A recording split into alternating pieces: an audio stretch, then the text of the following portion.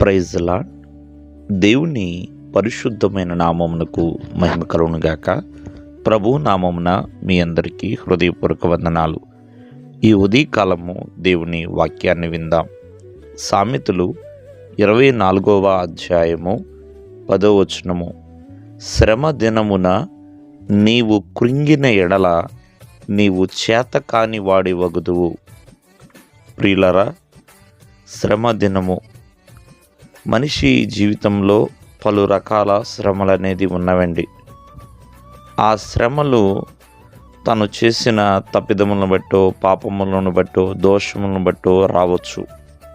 లేనిచో అపవాది ద్వారా వచ్చే శోధనైనా కావచ్చు, లేకపోతే దేవుని యొక్క పరీక్ష అయినా కావచ్చు.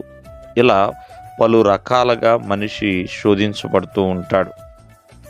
మరి అటువంటి శోధనలు వచ్చే ఆ రోజుల్లో మరి కలిగి ఉన్న ఆ శ్రమను బట్టి కృంగిపోతే చేతకాని వాడు వగుదువు అని దేవుని యొక్క వాక్యం సెలవిస్తుంది.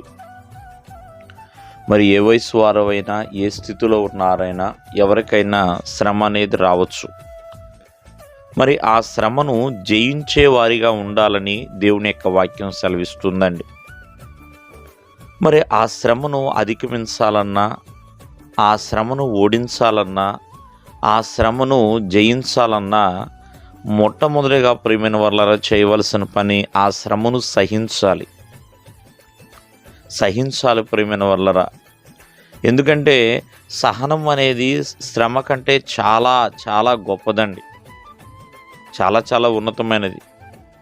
40 సంవత్సరాల పాటు మోషే ఇశ్రాయేలు ప్రజలను సహించాడు, వహించాడు, భరించాడు. కాబట్టి వారిని నడిపించగలిగాడండి, లేకపోతే నడిపించలేకపోయేవాడు.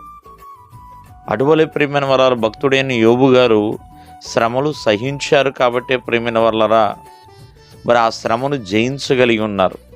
ఎంతో ఓర్పుతో, ఓపికతో ఉన్నారు. అలాగే నజరేయుడైన యేసుక్రీస్తు వారు ఆ శ్రమలన్నీ కూడా ఆశీర్వాదాలుగా భావించాడు ప్రియమైన వాళ్ళరా. ఎందుకంటే ఆయన శ్రమపడుట తన ప్రజలకు ఆశీర్వాదకరమే. యేసుక్రీస్తు వారు సిలువలో శ్రమపడుట ఆశీర్వాదకరం తన ప్రజలందరికీ కూడా. కావున శ్రమను సహిస్తే జయించగలుగుతాం. అలాగే శ్రమలో కృంగిపోకుండా ఒక నిరీక్షణ. ఎందుకంటే శోధన తర్వాత బంగారం అనేది సువర్ణంగా ఎలా మార్చబడుతుందో, ఒక విశ్వాసి పరీక్ష ద్వారా ప్రియమైన వాళ్ళరా మరి తను కూడా ఒక ఆశీర్వాదం అనేది పొందుకుంటాడు. కాబట్టి ఒక నిరీక్షణ.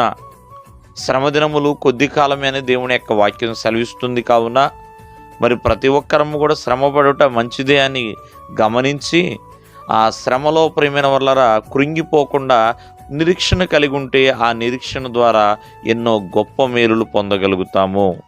దేవుడు మిమ్మల్ని ఆశీర్వదించునుగాక. ఆమేన్.